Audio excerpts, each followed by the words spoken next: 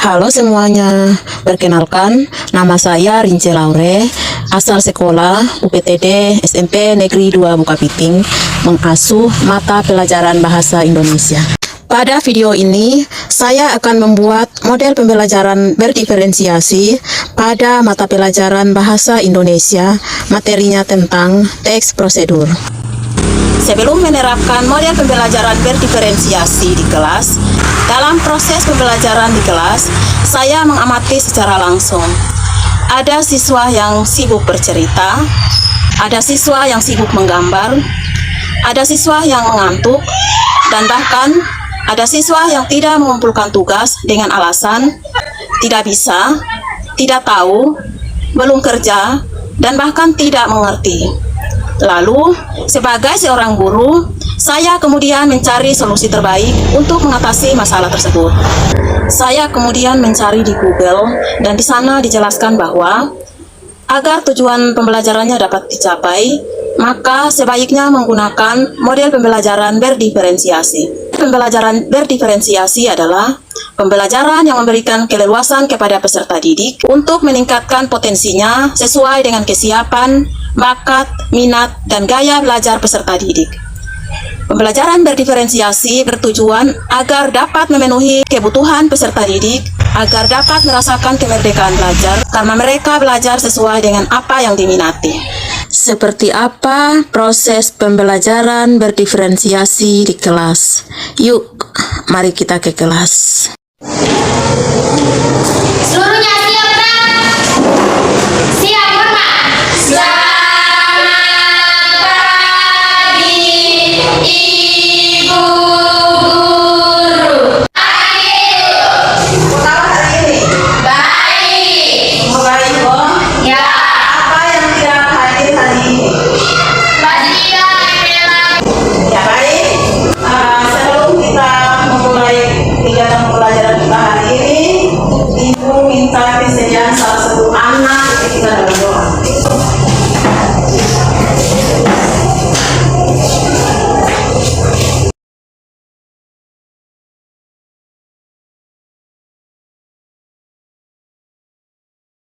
Setelah berdoa, saya kemudian mengapresiasi peserta didik untuk meningkatkan semangat peserta didik serta membangun komunikasi yang baik antara guru dan peserta didik. Selanjutnya, saya kemudian melakukan penilaian awal untuk mengetahui profil, kemampuan, minat, dan gaya belajar peserta didik. Setelah melakukan penilaian awal, saya kemudian menyampaikan materi yang akan dipelajari pada hari itu.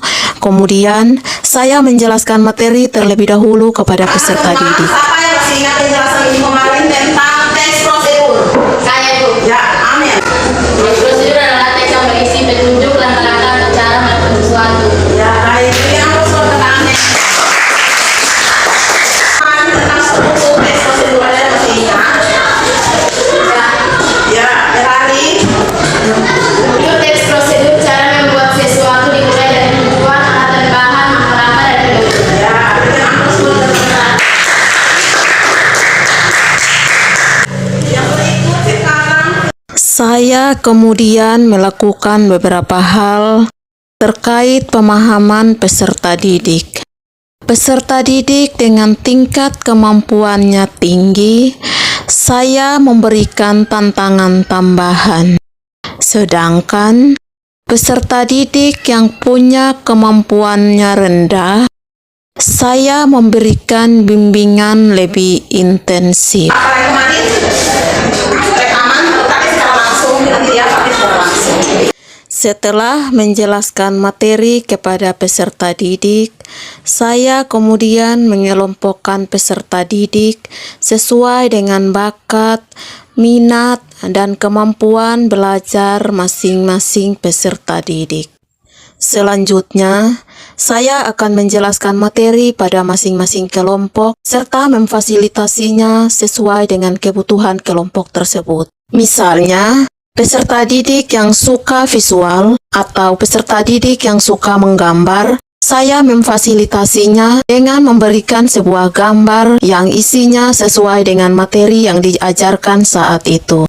Begitupun dengan peserta didik yang menyukai auditorial atau peserta didik yang suka mendengarkan rekaman atau video. Saya memberikan beberapa video yang isinya sesuai dengan materi yang diajarkan.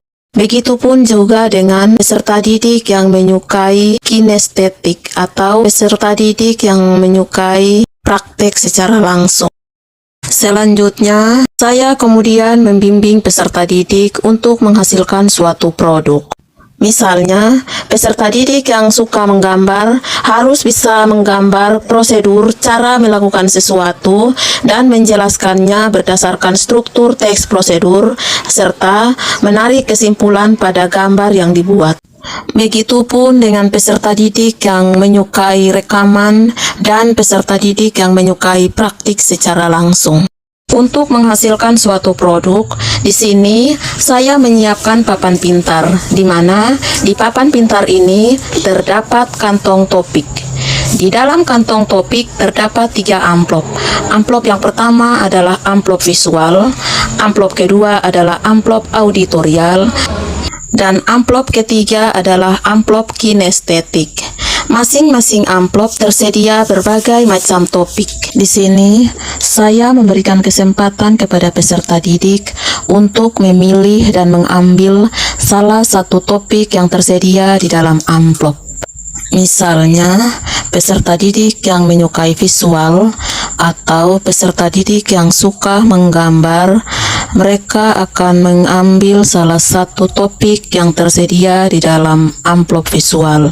Misalnya, salah satu peserta didik memilih dan mengambil topik cara membuat nasi goreng.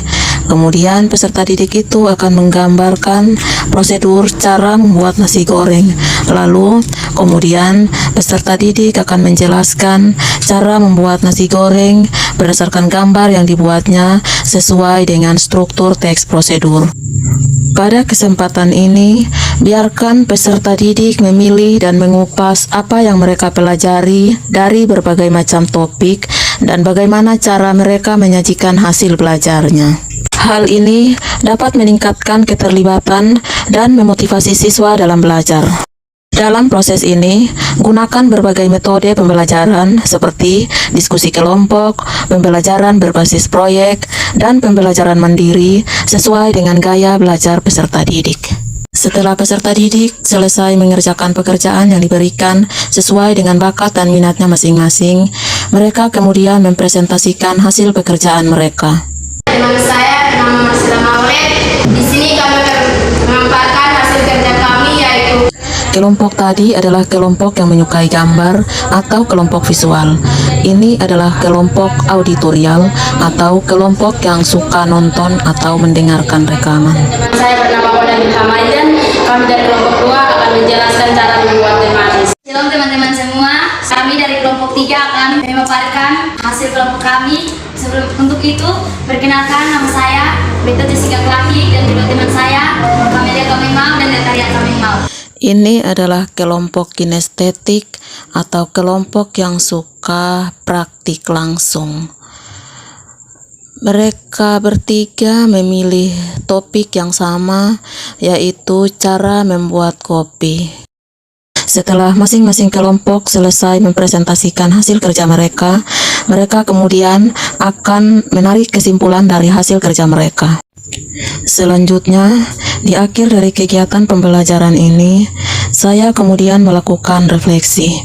Dalam kegiatan refleksi ini, saya bertanya kepada peserta didik tentang bagaimana dengan pembelajaran hari ini. Saya merasa senang karena rata-rata peserta didik menjawab mereka sangat puas dan menyenangkan. Demikian video dari saya tentang model pembelajaran berdiferensiasi.